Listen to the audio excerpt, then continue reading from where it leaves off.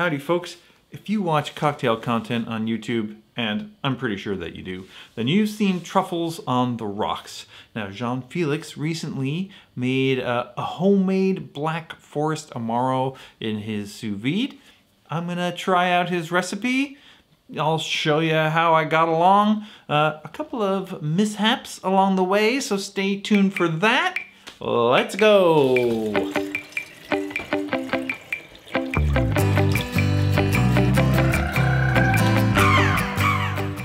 You may be thinking this is just a ploy to get some attention from viewers of a much more popular YouTube channel. Well, you are right, it is. But it's also a ploy to try to get Jean-Felix to try the Amaro Latte. I'm going to explain Amaro Latte and make one with his homemade Amaro later in the video, so stay tuned for that. This is all part of my grander desire to get Amaro Latte to be more widespread. So if I can get Jean-Felix to make one, that'll be a step in the right direction. Now, on to the Amaro. Jean-Felix explains this all very well in his video. I will, of course, leave a link to that down below. What this all boils down to basically is bittering and flavoring some vodka and cognac in the sous vide with some sugar. And of course, diluting that to an appropriate proof. Now, for the sugar, what you do is you first make a caramel. Now, I've never made a caramel before, and this led to my first mishap. Now, the idea is just to cook sugar in a pan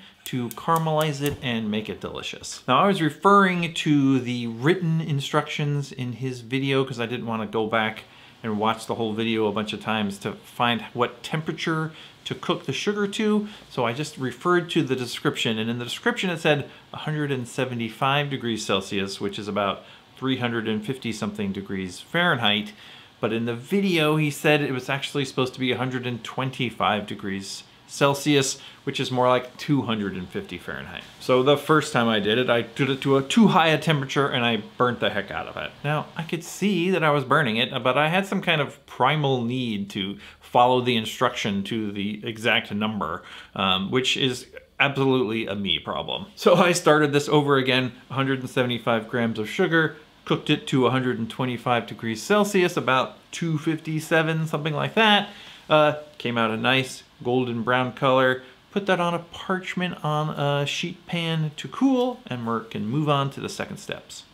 The second step here basically is to assemble various ingredients. By the way, we're going to be weighing out some very small quantities of these ingredients. So if you're going to make something like this, you really need a gram scale, a scale that is accurate down to fractions of a gram. Otherwise it'll never work.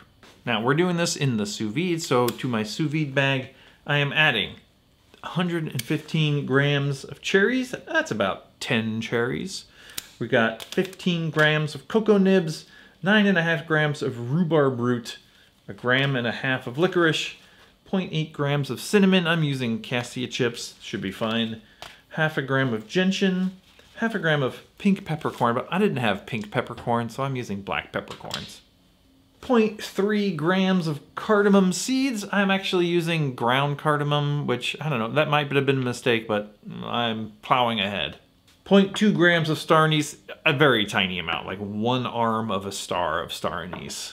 0.2 grams of nutmeg and 0.1 gram of cloves, which is like 1 clove. I think I put in 2 cloves. And 0.5 gram of coriander, which I crushed up in the mortar and pestle, along with the star anise, the clove, and the peppercorns.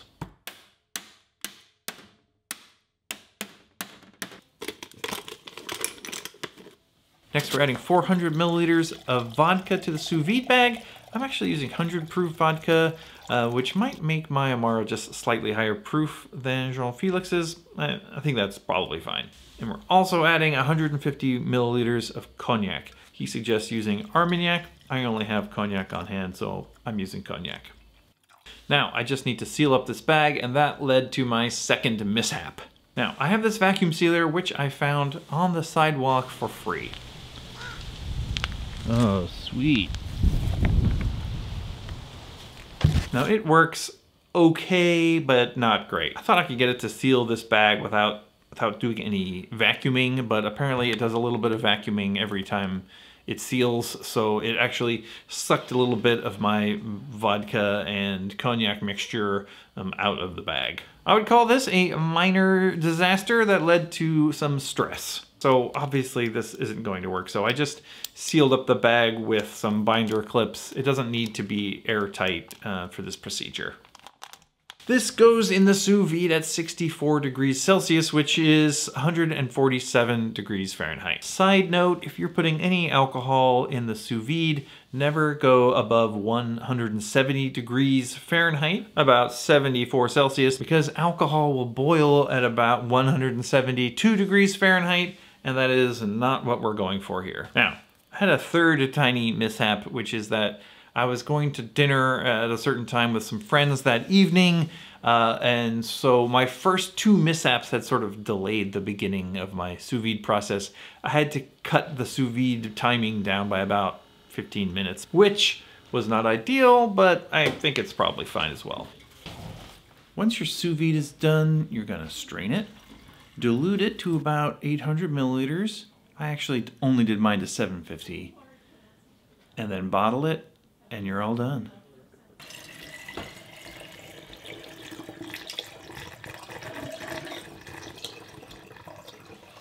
It is my firm belief that this will be a little bit better after a few days of resting in the bottle. I made this on Sunday, it is now Tuesday, so it's been sitting for 3 days.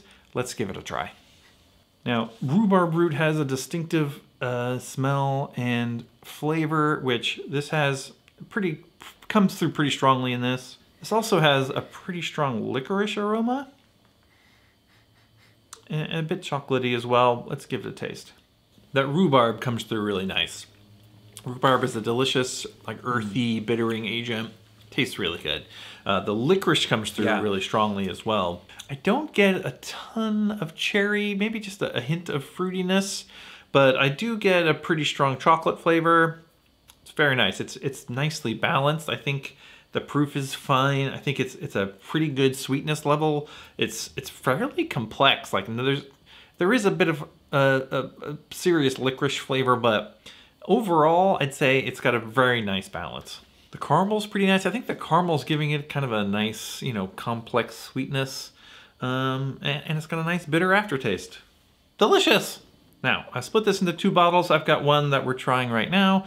The other one, I have one of those burnt oak sticks that you can use to sort of quickly age cocktails at home without investing in a whole barrel. I stuck one of these sticks into the other bottle, and I figure we'll let it sit a week or 10 days maybe. We'll see what that's like later on in the video for you, and also later for me in my actual subjective time. For now, I'm gonna make that Black Manhattan that Jean-Felix made in his video. See what we think.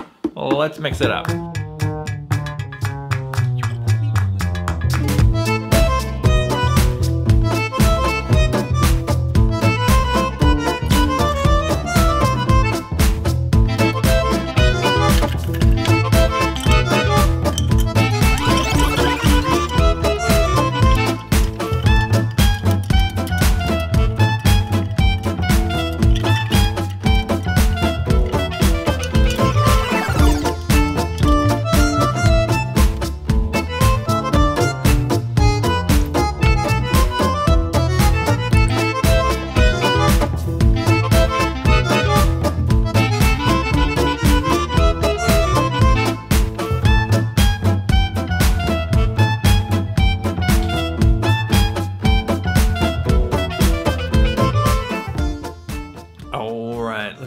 Give this Black Manhattan a try.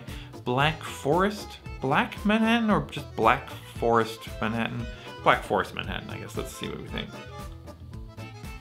Very boozy. It's not really getting as much sweetness from this Amaro as you might from a sweet vermouth.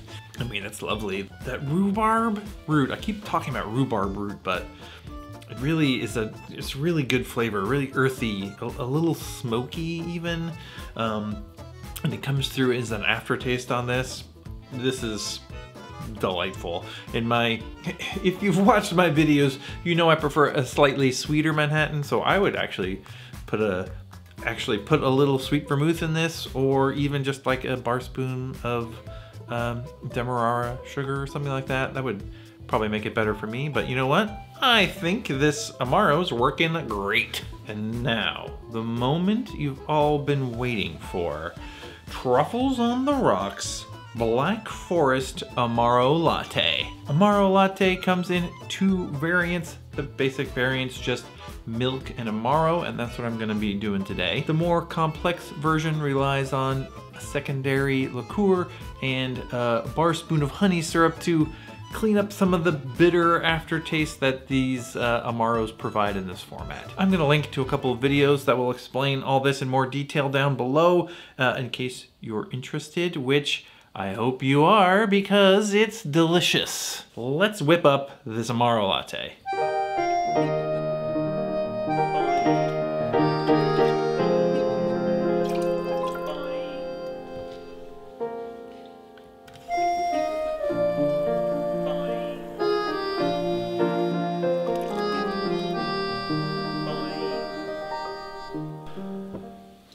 All right, Amaro Latte. This is maybe not the foamiest one of all time. I'm not sure why that would be, but you know what? Let's give it a taste.